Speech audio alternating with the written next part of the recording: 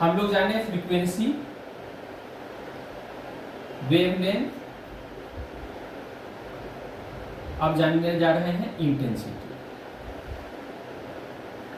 मान लिया जाए ये पॉइंट सोर्स है, एक बल्ब है, ठीक है।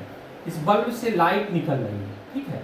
तो ये लाइट किसी पार्टिकुलर एरिया पर, ठीक है, इंसिडेंस हो रहा है, यानी कि इस पर आ रहा है। तो ये लाइट इंसिडेंस जो कर रहा है इस सरफेस पर फॉल हो रहा है, इस सरफेस पर फॉल हो रहा है ना, इस सरफेस पर फॉल होने, देखिए फिर आगे बढ़ते जाएगा, है ना। मान लीजिए यहाँ पर ये फॉल होगा, फिर इससे आगे बढ़ते जाएगा।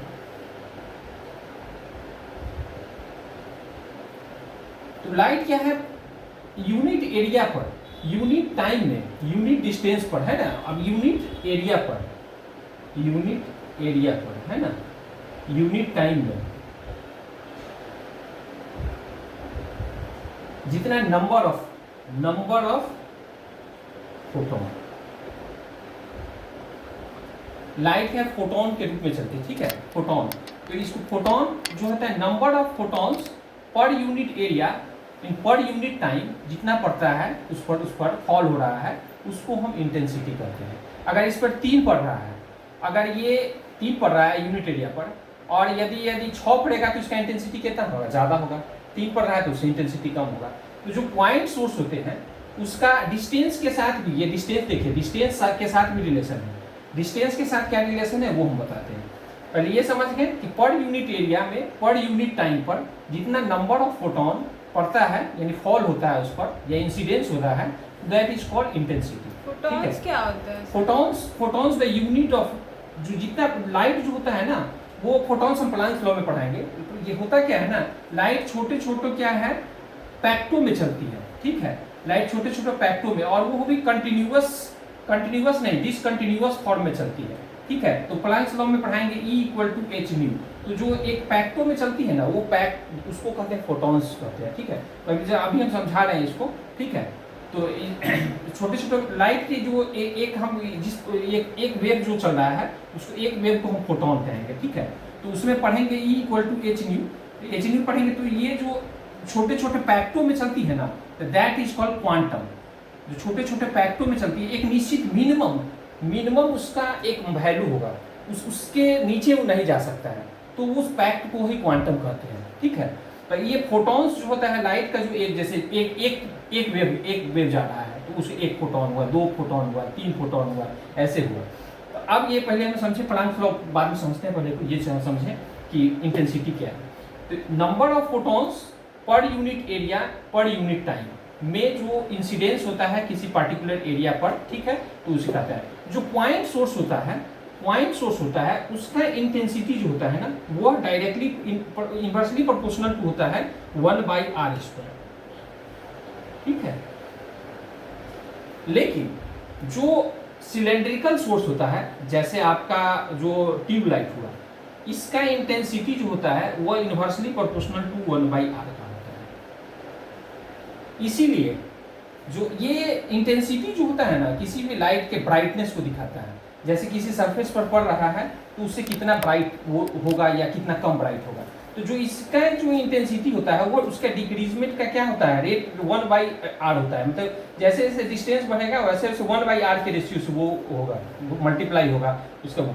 लेकिन ये क्या होगा, इंटेंसिटी 1/r² के रेशियो से गिरेगा। इसीलिए हम सिलेंड्रिकल यानी ट्यूब लाइट लगाएंगे तो रूम में लाइट जो होता है ज़्यादा रहेगा, प्रकाशित ज़्यादा इंटेंस रहेगा। लेकिन वही पॉइंट बल्ब लगाएंगे तो वो डिस्टेंस के साथ ज़्यादा तेज़ी से गिर जाएगा उसका इंटेंसिटी, ठीक है, उसका ब्राइटनेस ज़्यादा तेज़ी से गिर जाएगा, इसलिए इसका यूज किया जाता है, ठीक है। तो अभी हम इंटेंसिटी समझें। अब इंटेंसिटी जो होता है वह किस चीज़ पर डिपेंड करता है। अभी हम जस्ट बताएं कि नंबर ऑफ फोटॉन्स, जैसे 1 फोटॉन जा रहा है, 2 फोटॉन जा रहा है, 3 फोटॉन जा रहा है, तो नंबर ऑफ फोटॉन्स पर क्या चीज़ डिपेंड करता है, इंटेंसिटी, ठीक है। तो अब इंटेंसिटी में जब नंबर ऑफ फोटॉन्स जितना भी रहेगा उतना ही नंबर ऑफ इलेक्ट्रॉन्स को एक्साइटेड करता है। तो इसलिए फोटो इलेक्ट्रिक करंट भी जो होता है वह इंटेंसिटी के डायरेक्टली प्रोपोर्शनल होता है। फोटो इलेक्ट्रिक करंट हम यहाँ बता देते हैं, जो इंटेंसिटी बताए हैं, तो अभी फिर चर्चा करेंगे उसका। फोटो इलेक्ट्रिक करंट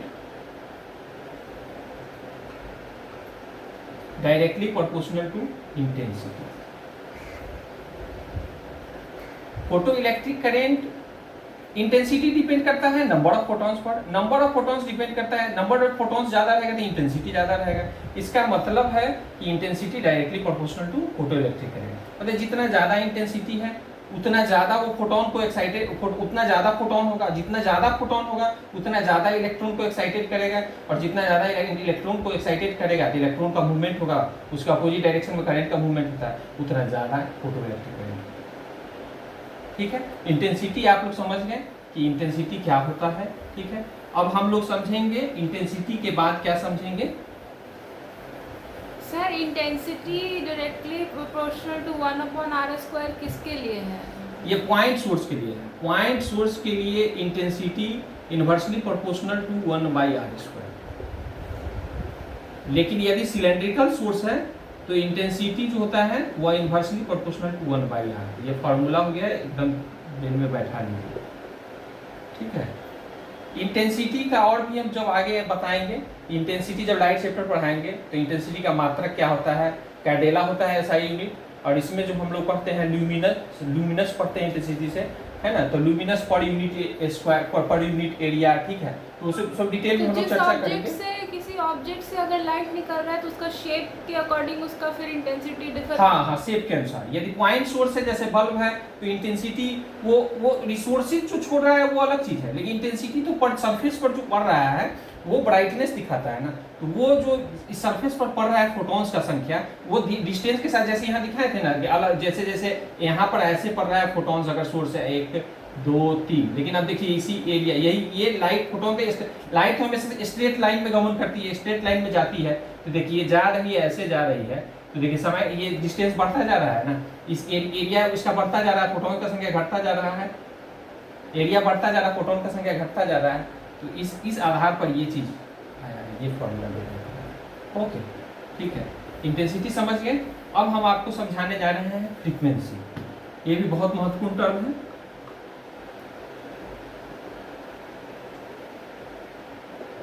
फ्रीक्वेंसी क्या होता है, वेवलेंथ आप लोग समझ गए हैं।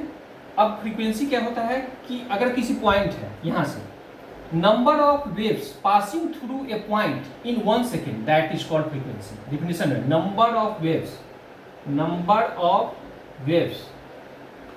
इसको नंबर हम लिख देते हैं तो आप लोग नो कर लीजिए। Number of waves passing through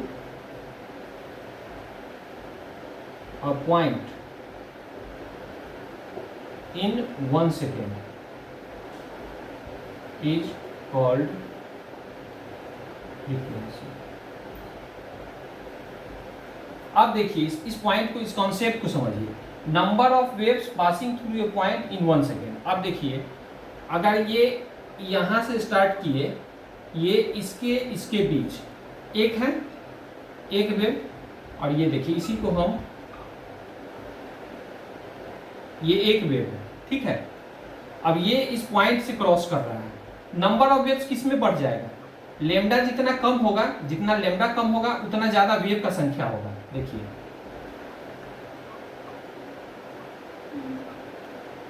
1 2 3 4 5 6, यहाँ ये वाला देखिए, ठीक है, 1 2 3, ये मान लीजिए पॉइंट है, इस पॉइंट मान लीजिए,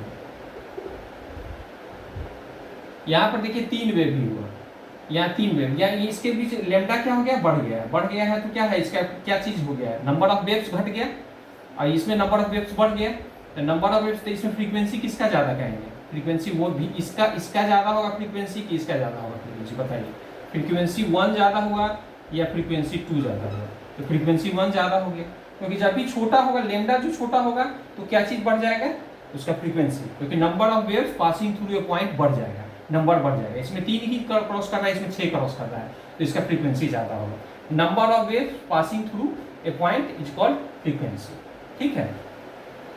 तो फ्रीक्वेंसी, अब फ्रीक्वेंसी क्या होता है ना, वो आप बता रहे हैं। फ्रीक्वेंसी जो होता है उसके बारे में फिर जो हमारे प्लांक्स साहब बोले कि एनर्जी जो होता है प्लांक्स, अब प्लांक्स लॉ क्या बोले, प्लांक्स लॉ, प्लांक्स बोले कि कोई भी सोर्सेज से एनर्जी रेडिएट जो हो रहा है या एब्जॉर्ब हो रहा है वो एक फॉर्म में होता है, एक डिस्क्रीट यूनिट होता है, डिस्क्रीट यूनिट, यानी कि वो जो होता है एक पैक्टो में होता है, स्मॉल पैक्टो में होता है।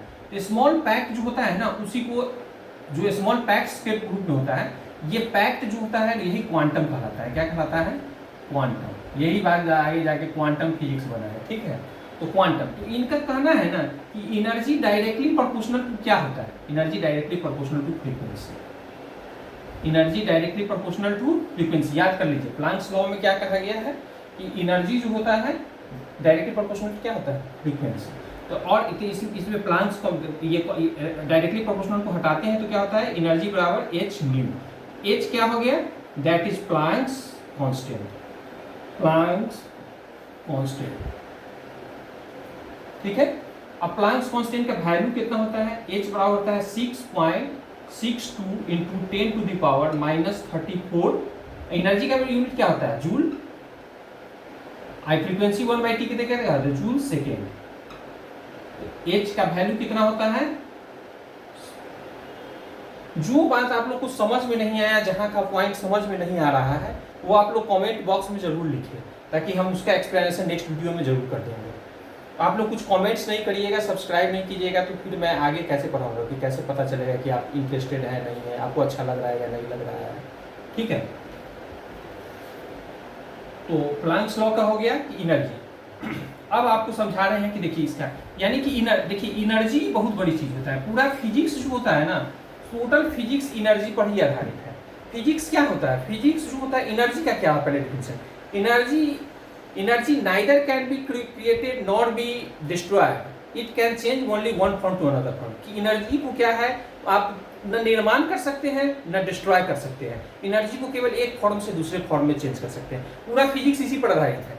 जैसे लाइट को एनर्जी में बदले, करंट के फॉर्म में बदले, करंट को आप फिर हीट में बदल सकते हैं, हीट को आप फिर काइनेटिक्स में बदल सकते हैं, मोशन में बदल सकते हैं, मोशन को फिर जनरेटर के द्वारा आप इलेक्ट्रिक में बदल सकते हैं, इलेक्ट्रिक को फिर आप डिफरेंट फॉर्म में बदल सकते हैं। जैसे अभी हम एक लाइट पढ़ने जा रहे हैं कि लाइट का फोटो इलेक्ट्रिक इफेक्ट पढ़ने जा रहे हैं, तो मतलब एनर्जी को ही आप अलग अलग फॉर्म में बदल। पूरे फिजिक्स में पढ़िएगा तो केवल एनर्जी का रूपांतर है, एनर्जी के फॉर्मेशन को, चेंज को ही पढ़िएगा। तो ये बहुत आसान है। किसी भी न्यूमेरिकल को बना रहे हैं ना, तो उसमें एनर्जी का लॉ लगाएंगे, law of energy of conservation.